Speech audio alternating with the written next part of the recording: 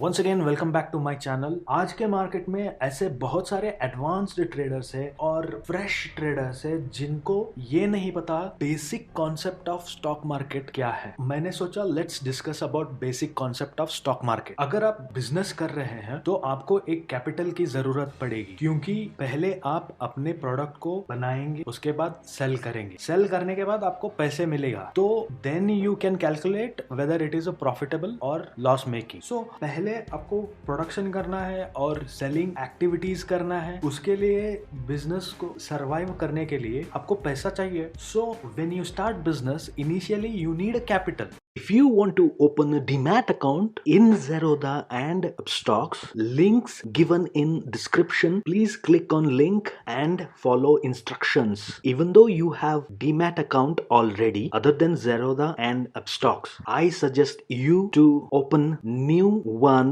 with these two and enjoy many offers. Especially Upstox, there's no account opening fees. तो capital investment requirement छोटा है, तो आपके पास जो पैसा है उसको इन्वेस्ट करके आप अपना बिजनेस शुरू कर सकते हैं। लेकिन कैपिटल रिक्वायरमेंट बहुत ही बड़ा है, जैसे कि 100, 500, मोर देन 1000 करोड़। ये बहुत लोगों के पास इतना पैसा नहीं होता है most of the time. Then when you can not arrange money from yourself, then you have to borrow from others. When your business decides to borrow money from other, then there are few sources where you can get. First one is relatives and friends. अगर आप अपने relatives and friends के साथ पैसे arrange कर सकते हैं तो आपको उनको इन रिटर्न में कुछ देना पड़ेगा। या बहुत से ऐसे केसेस रिलेटिव्स एंड फ्रेंड्स के पास भी उतना पैसा नहीं होता है जितना आपके बिजनेस को चाहिए। And next, when you borrow money from financial institution, then you need to pay interest charges for the capital you received from financial institution. For example, bank को आप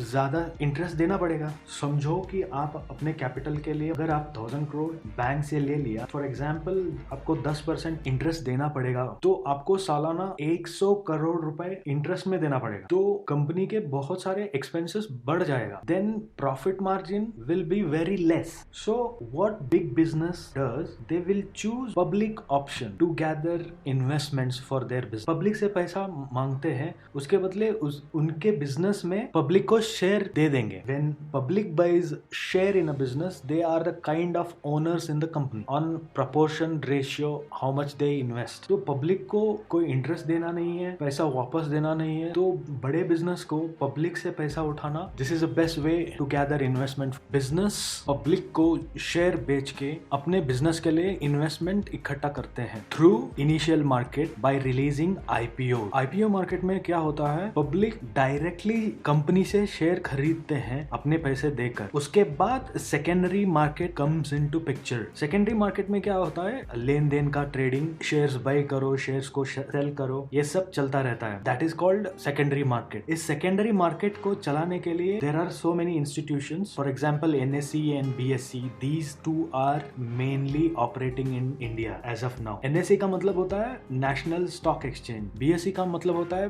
बॉम्बे स्टॉक एक्सचेंज। एनएसई और BSE एक platform देता है public को अपने shares को यहाँ पे बेचे या शेयर्स को खरीदे, और NSE and BSE make sure that trading continuously takes place. और सेकेंडरी मार्केट में शेयर का प्राइस ऊपर जाना या नीचे जाना, that happens based on the demand and supply concept, economic concept, and this concept will be triggered by companies performance. दोस्तों, जितना सिंपल हो सके उतने सिंपल फॉर्मेट में मैंने एक्सप्लेन करने की कोशिश की। अगर आपको कुछ और भी सवाल है इस टॉपिक पे, प्लीज कमेंट।